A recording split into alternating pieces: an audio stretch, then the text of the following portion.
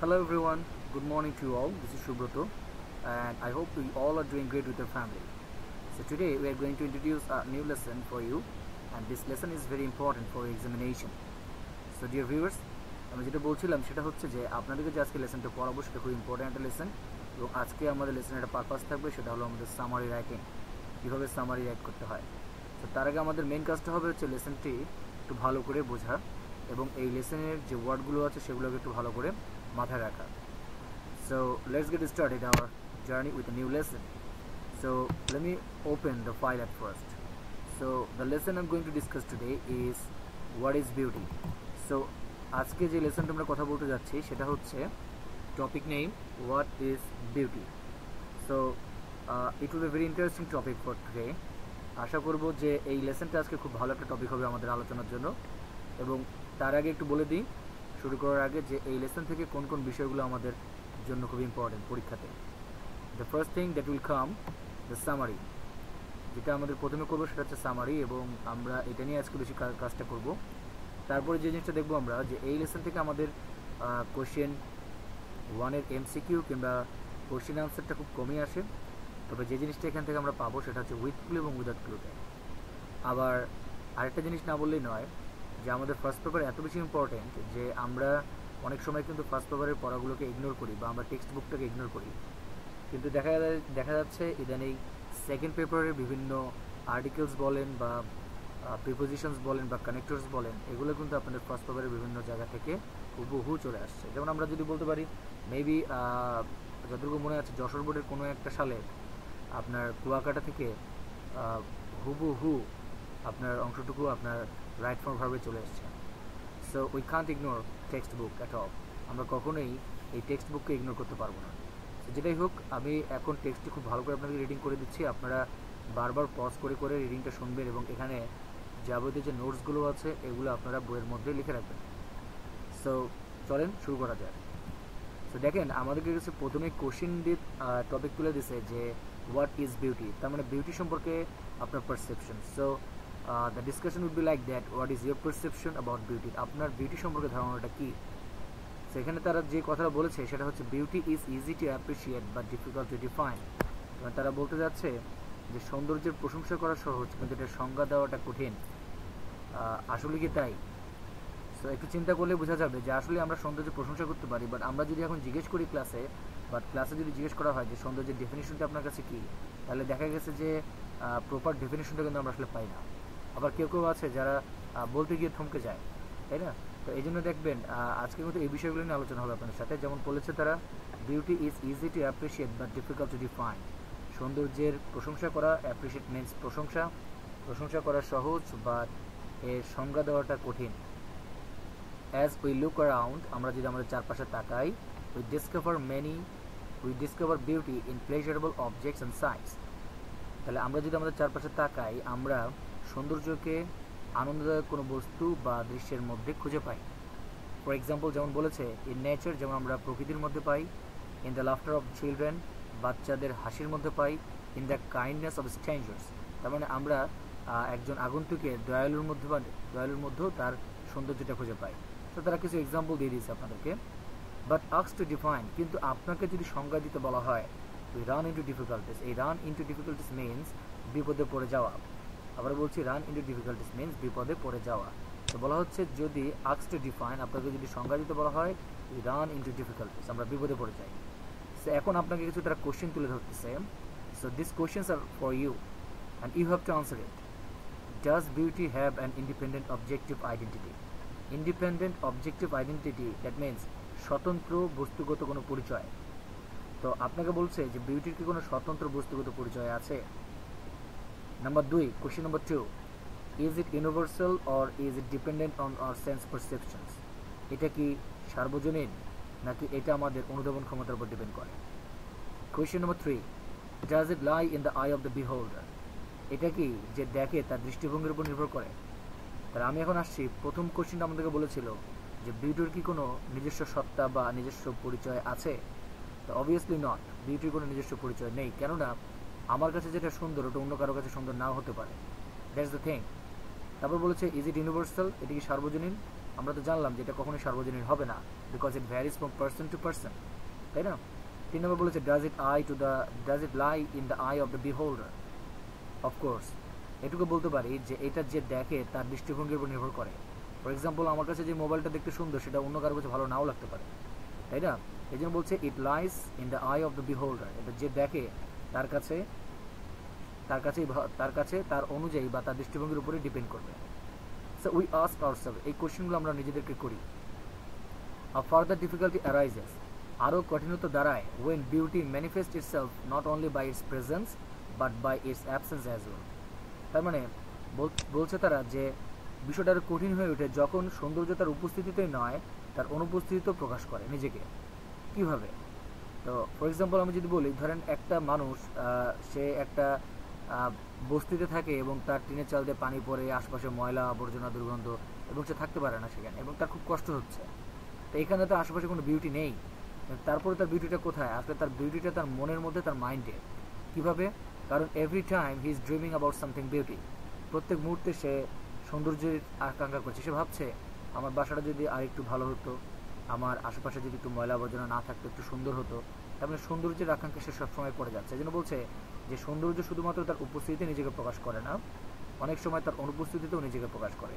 As when, যখন we are রিপালসড by ugliness, আমরা যখন আগলিনেস দ্বারা বা কদর্যতা দ্বারা থমকে যাই, অ্যান্ড ডিজায়ার বিউটি, এবং আমরা তখনই কী করি? সৌন্দর্য প্রত্যাশা করি। But then ugliness has as much a place in our lives as beauty. তারপরে আগলিনেসের অবস্থানটা আমাদের জীবনে ততটুকুই যতটুকু কিসের অবস্থান? বিউটি বা সৌন্দর্যের অবস্থান, অর মেবি মোর, কিংবা তার চেয়েও বেশি। অ্যাজ ওয়েন, যখন there is widespread hunger and injustice in our society. That means আপনার সমাজে যখন অরাজকতা, অন্যায়, অবিচার বেড়ে যাবে, তখনই কিন্তু আপনি মনে মনে আশা করবেন বা ডিজায়ার করবেন যে ইস, আমরা যদি একটু শান্তিতে থাকতে পারতাম। এই শান্তিটা আসছে কোথা থেকে? আপনার মনের মধ্যে বিউটি থেকে। So that's why they're telling that as when there is widespread hunger and injustice in a society, যখন আপনার সমাজে ব্যাপক হারে অনাহার এবং অন্যায় বেড়ে যাবে, তখনই আপনি মনে মনে কি ডিজায়ার করবেন? বিউটি ডিজায়ার করবেন। Philosophers means দার্শনিক have told us, তারা আমাদেরকে বলেছে that beauty is an important part of life, তার মানে সৌন্দর্য হচ্ছে আমাদের জীবনের একটা গুরুত্বপূর্ণ অংশ। But isn't ugliness a part of life too? That means আমাদের এখন কাছে দুটো অপশন, একটা হচ্ছে বিউটি, একটা হচ্ছে আগলিনেস। তার মানে ওরা বলছে যে সৌন্দর্য যেমন আমাদের জীবনের একটা গুরুত্বপূর্ণ অংশ, তাহলে আগলিনেস কি আমাদের জীবনের গুরুত্বপূর্ণ অংশ নয়? And if art has beauty as an important ingredient means উপাদান, তাহলে আর্টের একটি গুরুত্বপূর্ণ উপাদান যদি বিউটি হয়ে থাকে, can it confine itself only to projection beauty? তাহলে কি এটা শুধুমাত্র সৌন্দর্যের কথাই বলবে? আচ্ছা, শিল্পের উদ্দেশ্য কি? মূলত আমরা শিল্প বলতে কি বুঝি? শিল্প বলতে শুধু এটা না যে বিভিন্ন কারুকার্য বা বিভিন্ন নকশা। শিল্প, art can be poem, art can be a story, art can be a novel, and art can be a picture as well, তাই না? তাহলে আর্ট, শিল্প যে কোনো কিছু হতে পারে। এবং শিল্পের মুখ্য উদ্দেশ্য হচ্ছে আপনার সামনে শুধুমাত্র যে আপনাকে ভালো ভালো জিনিস দেখাবে, ব্যাপারটা তা নয়। শিল্প অনেক সময় আপনার সামনে অনেক খারাপ কিছুও তুলে ধরবে, যেটা আপনার কাছে একটু খারাপ মনে হলেও এর মুখ্য উদ্দেশ্য থাকবে আপনার সামনে সমাজের বাস্তবতা বা জীবনের বাস্তবতা তুলে ধরা। তো সেক্ষেত্রে বলা যেতে পারে যে art has beauty as an important ingredient, তাহলে শিল্পের একটা গুরুত্বপূর্ণ উপাদান হচ্ছে beauty. Can it ignore itself only to project, can it confine itself only to projection of beauty? তাহলে কি এ শুধুমাত্র সৌন্দর্য প্রকাশ করবে? Can art ignore what is not beautiful? তাহলে শিল্প কি পারবে ইগনোর করতে যেটা বিউটিফুল নয় বা সুন্দর নয়? কোশ্চিন থেকে গেল। সো পোয়েটস অ্যান্ড আর্টিস্ট, কবি এবং শিল্পীরা have provided an answer by incorporating both into their work. Incorporating means একত্রিত করে। সো তারা বলছে যে কবি এবং শিল্পীরা এই আনসারটাকে তারা একটা যুক্তভাবে একটা আনসার দিয়েছে। ইন ডুইং সো, এমনটা করে they have open tied beauty to truth and justice. That means একটা গুরুত্বপূর্ণ কথা বলেছে, আপনারা এই লাইনটাকে একটু মার্ক করে রাখবেন, আন্ডারলাইন করে রাখবেন, যে তারা বলেছে যে এই সৌন্দর্য হচ্ছে দুইটা জিনিসের কম্বিনেশন, একটা হচ্ছে ট্রুথ আর একটা হচ্ছে জাস্টিস। আবার বলছি, beauty is the combination of truth and justice. তার মানে সৌন্দর্য হচ্ছে ট্রুথ, সত্য এবং ন্যায়ের সাথে সম্পর্কিত। যেমন, so that what is not beautiful assumes a tolerable proportion as something that represents some truth about life. তা আপনার কাছে যেটা অনেক সময় সুন্দর মনে হচ্ছে না, সেটা অনেক সময় এমন হতে পারে যে আপনার সামনে জীবনে কিছু সত্য তুলে ধরছে। একটা এক্সাম্পল বলি। ফর এক্সাম্পল, ধরেন যে একটা ছেলে একটা মেয়েকে পছন্দ করে, একটা মেয়ে একটা ছেলেকে পছন্দ করে। সে তার ছেলেটির জন্য তার পরিবার, তার ফ্যামিলি, তার ক্যারিয়ার সব কিছু বিসর্জন দিয়ে তার কাছে চলে গেল। সো 6 মাস বা 1 বছর সংসার করার পরে বা তার একসাথে থাকার পরে যখন মেয়েটি জানতে পারলো যে ছেলেটির নানান রকম সমস্যা আছে, ছেলেটি নেশা করে বা ছেলেটি আরও অন্যান্য বিষয়ে এডিক্টেড, তখন কিন্তু তার সত্যটা ভেঙে গেল। আর যখন তার সত্য ভেঙে যাবে তখন তার প্রতি সৌন্দর্যটাও ভেঙে যাবে। এই জন্য তারা বলছে, দেখেন, so that what is not beautiful assumes a tolerable proportion, যেটা আপনার কাছে ক্ষণিকের জন্য বিউটিফুল মনে হচ্ছে না, as something that represents some truth about life, সেটা আপনার কাছে কিছুটা সত্য হলেও তুলে ধরছে। জন কিটস, একজন কবি, দ্য রোমান্টিক পোয়েট, তিনি একজন romantic poet, wrote in his celebrated ode on a Grecian urn. তিনি এই কবিতায় বলেছে, তার ডেফিনিশনটা দিয়েছে সৌন্দর্যের সংখ্যাটা এইভাবে। তিনি বলেছে, beauty is truth, truth beauty. তার মানে সৌন্দর্যই হচ্ছে সত্য, সত্যই হলো সৌন্দর্য। বাই হুইচ হি মিনস, যেটা দ্বারা সে বুঝিয়েছে, ট্রুথ সত্য, even if it's not pleasant, যদি এটা একটু আনন্দদায়ক নাও হয়ে থাকে, becomes beautiful at a higher level, সেটা অনেক সময় অনেক বেশি সুন্দর হয়ে থাকে। Similarly what is beautiful forever remains true, যেটা যেটা চিরদিনের জন্য সুন্দর, সেটা অবশ্যই কি থাকে, সত্য থাকে। Another meaning in the context of the Grecian art and art object is that truth is the condition of art. So তার মানেটা হচ্ছে শিল্পের প্রধান শর্তই হলো সৌন্দর্য, শিল্পের প্রধান শর্তই হলো সত্য, তাই না? সো এখন যদি আমরা একটু রিভিউ করি প্যাসেজটাকে, তাহলে এটুকু দাঁড়ায় তারা বলেছে যে সৌন্দর্যের সংজ্ঞা দেওয়াটা কঠিন, বাট সৌন্দর্যের প্রশংসা করাটা সহজ। আমরা বিভিন্ন জায়গাতে সৌন্দর্য দেখতে পাই, যেমন আমরা বাচ্চার হাসির মধ্যে দেখতে পাই, আমরা একজন অপরিচিত ব্যক্তির সদেয়তার মধ্যে তার সৌন্দর্য দেখতে পাই। তা এখন বলেছে যে আমাদেরকে যখন সৌন্দর্যের সংজ্ঞাটা দিতে বলা হয় তখন আমরা বিপদের মধ্যে পড়ে যাই। তো সৌন্দর্যকে তারা দুটো জিনিসের সাথে যুক্ত করেছে। একটা হচ্ছে সৌন্দর্য হচ্ছে ট্রুথ এবং জাস্টিসের সাথে সম্পর্কিত। তিনি আরও বলেছেন, আমাদের জীবনে কি শুধু সৌন্দর্যের উপস্থিতি রয়েছে? না, কখনোই না। আমাদের জীবনে যতটুকু সৌন্দর্য রয়েছে ঠিক ততটুকুই পরিমাণে আমাদের জীবনে আগলিনেসের উপস্থিতিও রয়েছে। এবং তারা এটাও বলেছে যে আগলিনেসের উপস্থিতি আমাদের জীবনে অনেক সময় তার চেয়েও বেশি আছে। ঠিক আছে, তারপর তারা বলেছে শিল্পের গুরুত্বপূর্ণ উপাদান হচ্ছে সৌন্দর্য। তাই বলে কি শিল্প শুধু সৌন্দর্য নিয়ে কথা বলবে? শিল্প কি যেটা সুন্দর নয় সেটা নিয়ে কথা বলবে না? অবশ্যই বলবে, কারণ শিল্প সেটা নিয়েও কথা বলবে, কারণ শিল্পের মুখ্য উদ্দেশ্য হলো আপনার সামনে সমাজ এবং জীবনের বাস্তবতাকে তুলে ধরা। সো এজন্য জন কিট, একজন রোমান্টিক পোয়েট, সে বলেছে যে beauty is truth, truth beauty, সৌন্দর্য হলো সত্য এবং সত্যই হলো সৌন্দর্য। That means the overall calculation could be like that beauty is the combination of truth and justice. তার মানে সৌন্দর্য হচ্ছে ট্রুথ এবং জাস্টিসের একটা কম্বিনেশন।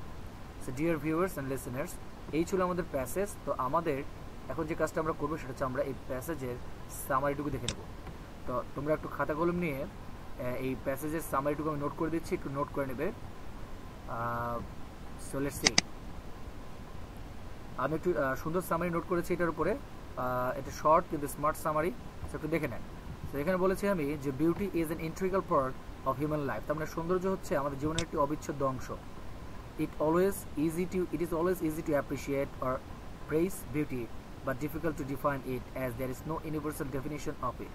তার মানে সৌন্দর্যের প্রশংসা করা সহজ বা প্রেইজ বা অ্যাপ্রিশিয়েট করা সহজ, কিন্তু এটার ডেফিনিশনটা দেওয়াটা কঠিন, কেননা এর কোনো ইউনিভার্সাল ডেফিনিশন নেই। আনডাউটেডলি, নিঃসন্দেহে beauty and ugliness stand side by side in our life. সৌন্দর্য এবং আগলিনেস আমাদের জীবনে পাশাপাশি অবস্থান করে। মোরওভার, উপরন্তু, it has a very close relation with the truth and justice. এর একটা খুবই ঘনিষ্ঠ সম্পর্ক রয়েছে সত্য এবং ন্যায়ের সাথে। For this reason, এই কারণে the poet has said beauty is truth, truth beauty. তার মানে এখানে কিন্তু অনেক সময় আমাদের ভুল করে ইজ চলে আসে, আমরা ইজটা দিব না। Beauty is truth, truth beauty. তার মানে সৌন্দর্যই হলো সত্য এবং সত্যই হলো সৌন্দর্য। So dear viewers and listeners, that's all for today, and I hope you are studying well, and I'll be coming up with a new lesson in the next classes. So till then, stay safe and stay happy and keep in touch. Okay, stay in touch. So thank you all.